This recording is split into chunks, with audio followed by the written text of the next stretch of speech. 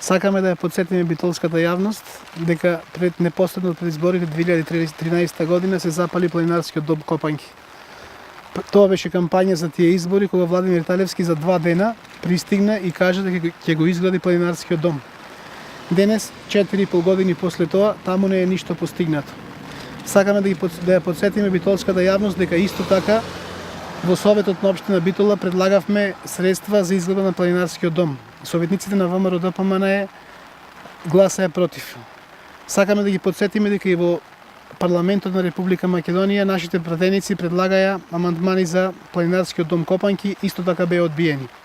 Новата локална власт ќе преземи мерки и ќе го обнови планинарскиот дом Копанки и тоа ќе стане место каде што битолчани ќе можат повторно да уживаат во природната убавина на тој дел.